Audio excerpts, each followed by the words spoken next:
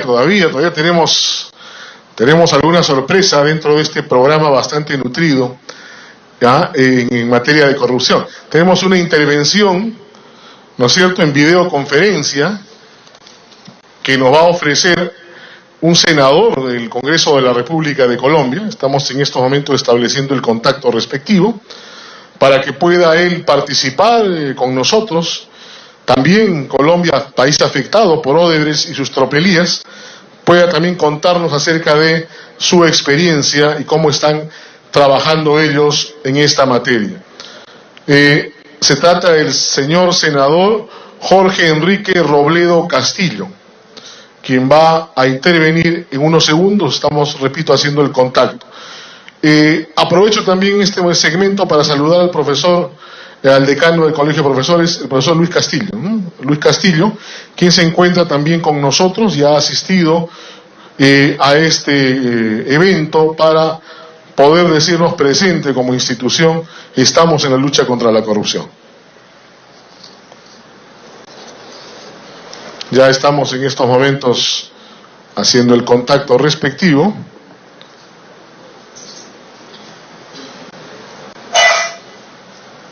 Y creo que pasamos ya a escuchar sus palabras.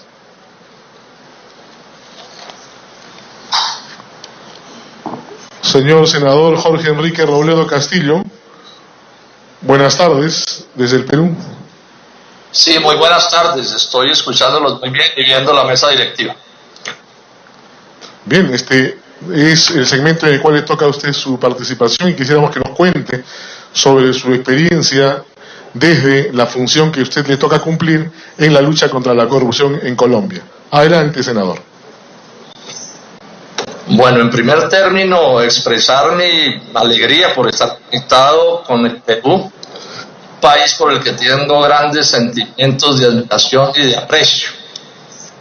No pudimos hacer esto en vivo, pero bueno, otro día sí.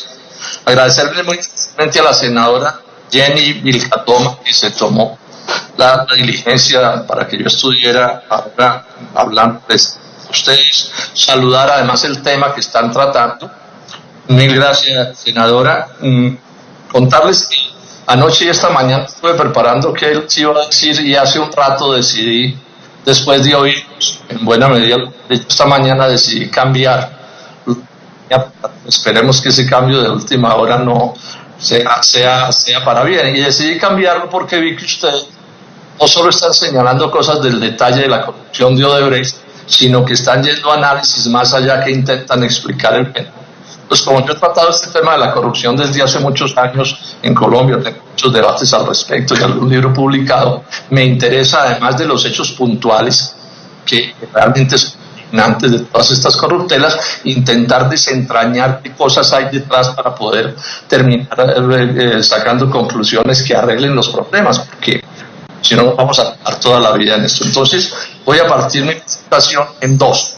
Una primera parte les voy a contar brevemente qué ha pasado en Colombia y el desastre. O sea, si ustedes allá, por lo que veo, siguen teniendo cosas que lamentar en el caso particular de Odebrecht, lo de Colombia realmente es una especie de vergüenza mundial, lo que ha pasado aquí en Colombia. Esto está tomado por la impunidad de la cúpula del Estado. Hay toda una operación que lleva ya 2 años para tapar buena parte del ocurrido y para que las investigaciones y las sanciones no vayan hasta el fondo. Entonces, en primer término, repito, les voy a contar lo que ha pasado en Colombia de manera muy resumida, y al final, en una segunda parte, voy a hacer algún análisis como de qué viene pasando en la globalización, con cosas nuevas en esto de la corrupción, cómo la corrupción se ha ido refinando y pasamos de echa la ley, echa la trampa, que es el viejo aforismo de los días de la corona española, a algo que yo estoy llamando introducir la trampa en la ley, o sea, volver legal la corrupción.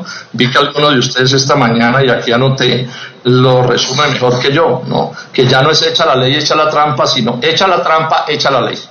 Y esto, por supuesto, es un cambio de proporciones descomunales, porque estamos entonces hablando es de corrupción que es legal. Miren ustedes la complejidad en la que estamos. Entonces, al final quiero hablar de eso. Bueno, entonces, vamos al punto de cómo ha sido esta historia de Odebrecht.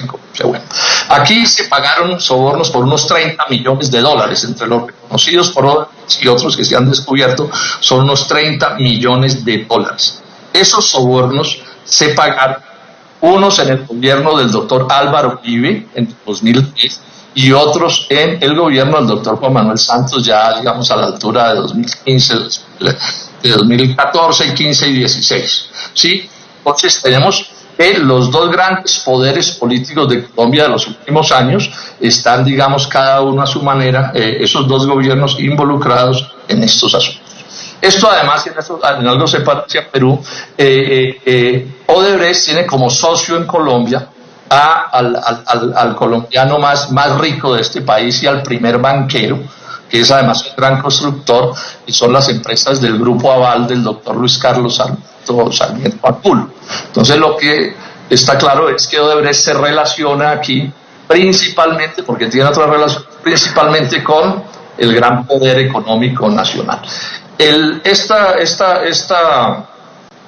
Sobornos, que no es la única forma de corrupción, y a lo otro no me voy a referir, son sobornos, negocio que se llama la Ruta del Sol, una carretera muy larga, en la que Odebrecht tiene como el 60% y el Grupo Aval tiene el 33% y un socio menor tiene un poco menos. Está establecida que esa corrupción se dio, que los sobornos existieron, etcétera, etcétera. De esto no hay la menor duda. Bueno, también hay severas acusaciones que plata de Odebrecht entró a la campaña presidencial primera de Juan Manuel Santos en el 2010 y él mismo reconoció que retiraron recursos de Odebrecht a esa campaña electoral.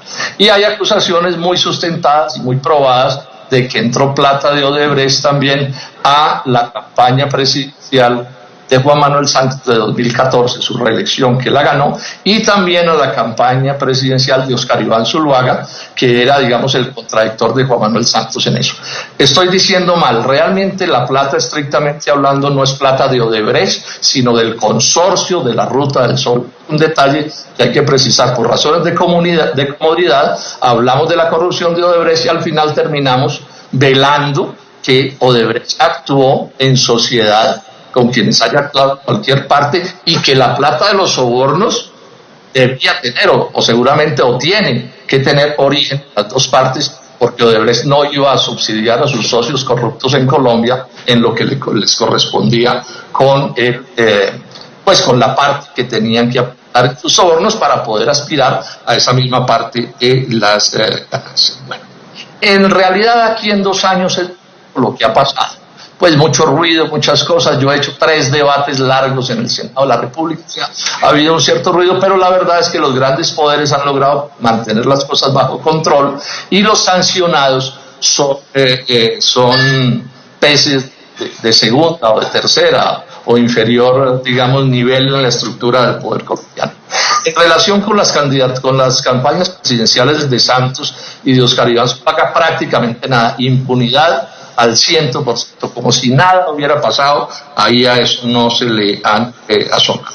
En lo que tiene que ver con la propia cúspide del Grupo Aval, ¿sí? Cero investigación, ni les han abierto investigación, a pesar de que un hombre importante de ellos, el doctor José Díaz Melo, presidente de Corfi Colombiana, que fue uno de los vehículos de esta corrupción, lo acaban de condenar. Por el pago de sobornos, él los niega, pero está condenado. Ha sido condenado también por el Tribunal Superior de Cundinamarca y por la Superintendencia de Industria y Comercio, pero el fiscal Martínez se ha negado a abrir la investigación que es obvio que hay que abrir, que es los superiores de Melo, ¿sí? Y los de Odebrecht acusan a Melo de ser su compinche en los sobornos. Los superiores de Melo nadie los investiga. Entonces aquí vamos a terminar en el absurdo que los grandes ganadores con los sobornos, en lo que tiene que ver con el capital colombiano, no sabían, no se dieron cuenta, todo fue a sus espaldas y los enriquecieron con ese negocio, pero no les tocó poner un peso. Yo soy respetuoso de la ley y pienso que cualquiera es inocente mientras no se demuestre lo contrario. Y los jueces serán los que tendrán que establecer la participación de la cúpula del Grupo Aval, los patrones de en este asunto. Pero yo sí exijo que se investigue. Le exijo al fiscal Martínez Neira, y escribe en todas partes que se abra el proceso de investigación para que podamos saber lo que pasó. Ahora, ¿cuál es el lío que tenemos con el doctor Martínez?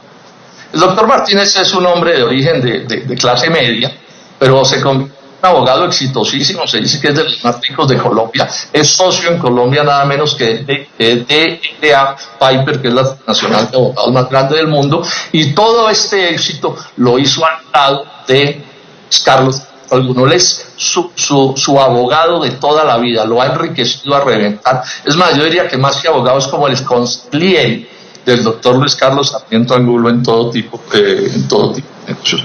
Además, el fiscal Martínez es el mismo partido político al cual que pertenece el vicepresidente que se eligió con Juan Manuel Santos en 2014, el doctor Vargas, y era favorecido también por la plata de Odebrecht. Además, el fiscal Martínez ha sido contratista importante del consorcio de la Ruta del Sol.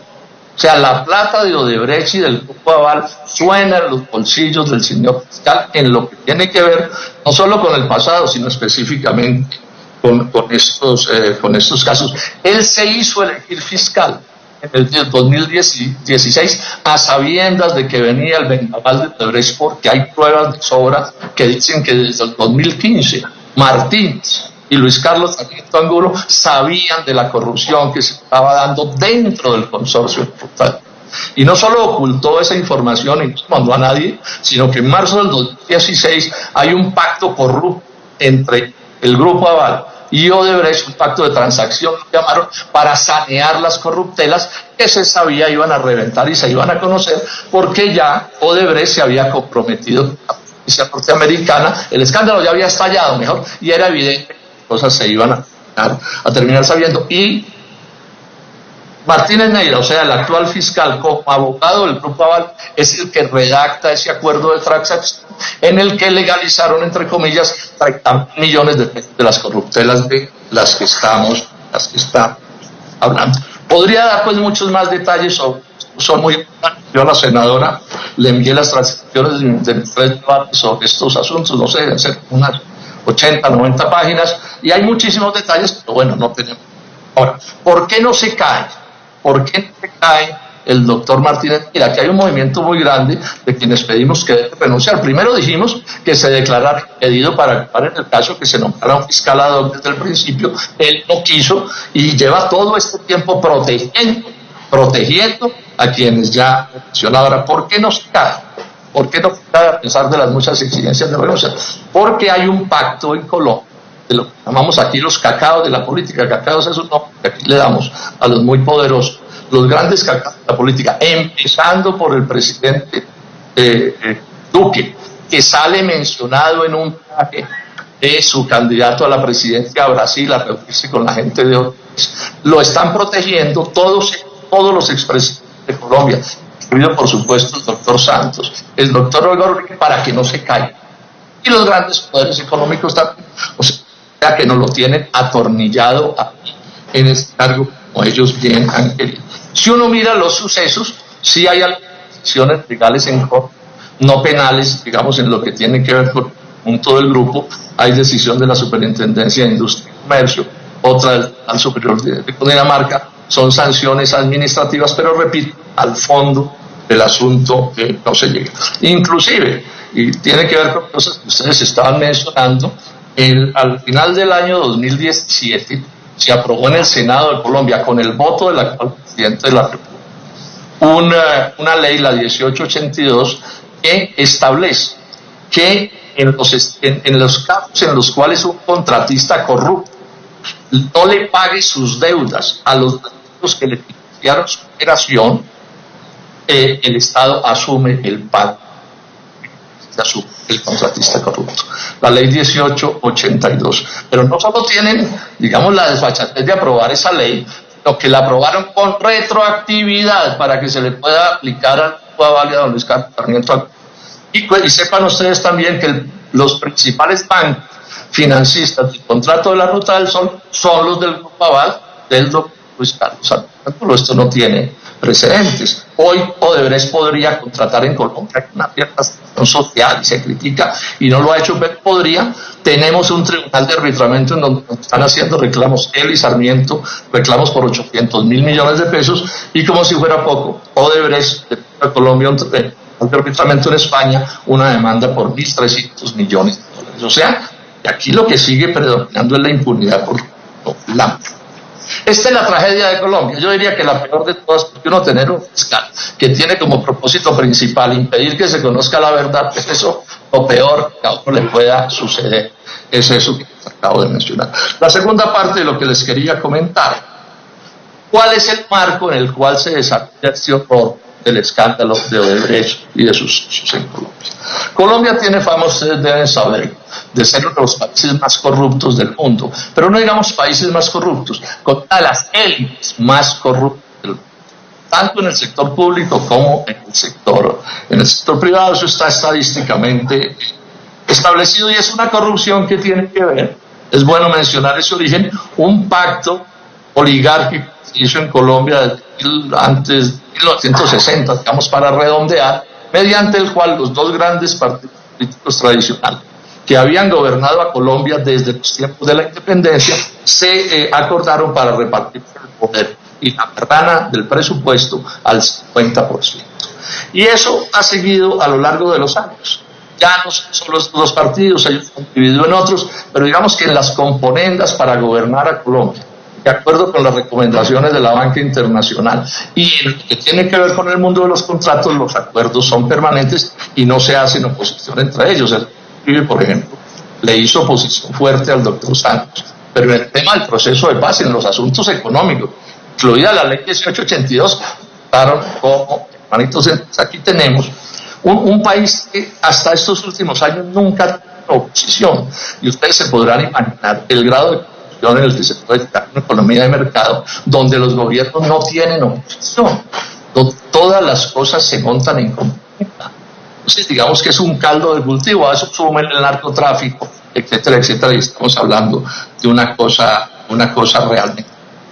Introduzcámosle a eso la influencia, todo el proyecto de globalización que en Colombia se ha instalado un grado de dogmatismo y en el que nos coinciden muchísimo, y que desde ya, digamos, una cosa que es una característica interesante: es bien difícil encontrar un escándalo de corrupción en Colombia en los últimos años que no tenga de protagonista a una transnacional. Esto es bueno decirlo, porque aquí nos dijeron que había que privatizar la economía, que había que abrir el país al dominio del capital extranjero, porque no es una relación entre iguales, porque entre otras cosas ellos sí eran muy honrados. Y es impresionante la robada que nos han metido en los últimos años estos extranjeros de todos los orígenes. Y con esto no digo que no pueda haber corrupción y negociación con extranjeros. Voy a decir que todos los extranjeros sean corruptos, pero sí llamo la atención de que nos han metido en proporciones inmensas, yo diría los peores que hay. Ahora, ¿cuál es la visión, pienso yo? Estoy terminando, ya no quiero alargarme. ¿Cuál es la visión de lo que está pasando en la globalización? Entonces, voy a mencionar 2 o 3 cosas al respecto. El señor George Soros, que es un banquero norteamericano muy importante, que no es santo de mi devoción, pero que cuando uno lo lee dice cosas de vez en cuando que vale la pena tomar. Miren lo que explicó en qué consiste el mundo de hoy. Dice Soros, voy a leer: los mercados financieros no son inmorales, son amorales. Es decir, no es que tengan una mala moral, sino que no tienen moral. O sea, son capaces de cualquier cosa, como los sociópatas, pero en el mundo de...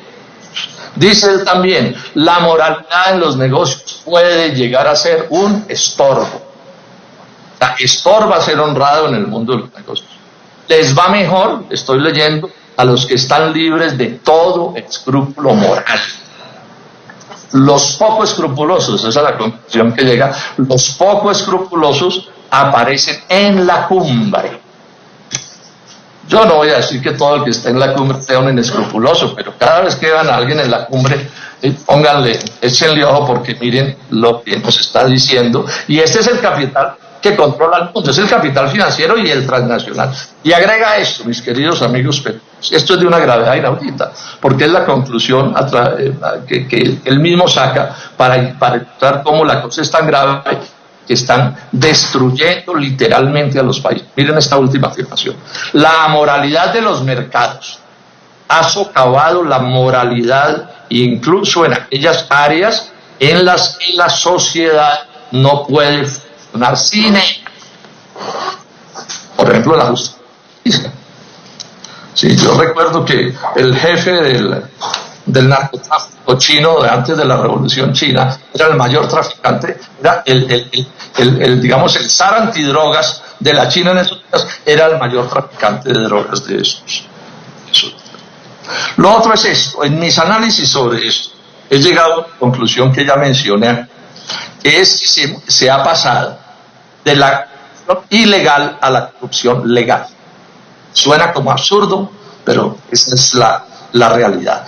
Yo lo resumo diciendo, lo mencioné, pasamos de hecha la ley, hecha la trampa, y yo digo a introducir la trampa en la ley. Algunos de ustedes, lo reitero, que la senadora después me diga quién fue el que dijo esta frase, porque la voy a tomar. Él lo que dice es, echa la ley, echa la trampa, y ahora está, echa la trampa, echa la ley. Claro, es que este es el refinamiento, es que hay que ser muy burdo para raponearle un teléfono costoso a alguien. No, la cosa inteligente es introducir la trampa en la ley. Por ejemplo, en los negocios de valorización inmobiliaria de suelo, eso es bien fácil de hacer.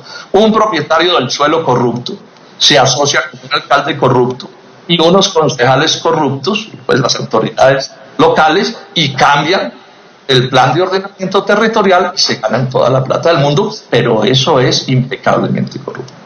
Pero miren esta cosa que he encontrado, y ojalá lo miren en el Perú. Esto me tiene muy impresionado. La legislación colombiana se llenó de normas que dicen o que establecen que en muchísimos casos, en cada vez más casos, el gasto público se hace con normas de contratación privada, que son, como sabemos, mucho más laxas que las normas de contratación pública. Luego, robar al Estado se está volviendo una ganga. Robar al Estado se está volviendo una ganga, porque claro, ¿esto cómo funciona? Yo no soy abogado, pero algo he mirado el asunto. En un negocio con plata de privados, entre privados, es bien difícil que alguien robe a alguien porque se hacen matar cada uno vendiendo su plata. Pero cuando yo cojo recursos públicos y se los doy a administrar o a un funcionario público o a unos privados, la posibilidad de que se pongan de acuerdo para robarse esa plata que es pública es inmensa. Y por eso existe derecho público y derecho privado. Yo creo que en el fondo esa es la explicación que hay, y las normas del derecho público son mucho más duras, digamos, exigen más controles para el gasto, que en Colombia cada vez es menos. Por ejemplo, el escándalo famosísimo nacional del robo de Reficar, de un proyecto, una refinería del Estado que debía costar $4.000 millones, que salió costando $8.000 millones. Todo se hizo con normas de la contratación pública. En este momento está estallando en Colombia un escándalo que lo llamamos el carrusel de los colegios, las aulas que se construyeron. Están ahí metidos hasta el cuello Graña, Montero y Motaen, de ingrata recordación para ustedes. Están metidos ahí en 800.000 millones de pesos. Y está metido, ya lo encontramos, Martorelli, el Euberto Martorelli, uno de los jefes de Odebrecht en Colombia, aparece en una visita de 6 horas al Ministerio de Educación cuando esto estaba sucediendo. Y me confirmó ayer un periodista, toda esta contratación de 2,5 billones de pesos mediante normas de contratación privada. En las normas de contratación privada no hay ni siquiera interventores. O sea que robarse la plata es una carga. Concluyo diciéndoles esto. Probablemente sea por esto, porque esto adquiere niveles de complejidad, que el Banco Mundial, que tampoco es santo de mi devoción, la OCDE, que tampoco, y Transparencia Internacional vienen cambiando su definición de corrupción. La han desligado de la legalidad. Dicen el Banco Mundial, la corrupción es el abuso de la función pública para obtener ganancias privadas. Fíjense que no menciona la ilegalidad. El abuso de la función pública para obtener ganancias privadas. La OCDE es el abuso indebido, activo o pasivo, de los poderes de los funcionarios públicos, designados o elegidos para obtener beneficios financieros privados o de otro tipo. Esto es lo que tenemos al frente. Es un monstruo de proporciones inmensas. Concluyo diciendo, habrá que cambiar normas e impedir que cambien algunas. Habrá que cambiar, yo creo que hay que reversar todas esas normas que se vuelven generales de contratación pública en gasto privado, hay que eliminarlas. Es controlable el gasto público con normas de contratación privada. Y por supuesto, claro, podrán existir situaciones excepcionales de verdad, un terremoto, etcétera, donde se puedan, digamos, aligerar los controles en las normas, ¿sí? Pero por supuesto que no puede ser la norma, que es lo que nos está sucediendo en Colombia. Pero además hay que cambiar la gente. Mis queridos asistentes a este evento, senadora, yo sé que usted lo sabe, ¿sí? Hay que poner gente honrada en el asunto. No es posible que de otra manera se pueda hacer si el famosísimo criminal colombiano, señor Pablo Escobar, resucitara, si lo ponemos de presidente no hay policía que sea capaz de controlarlo. Entonces aquí también hay un problema de qué tipo de partidos políticos se tienen, qué tipo de personas llegan a la dirección. Está bueno, esto era lo que quería comentarles y muchísimas gracias, por supuesto, por la invitación.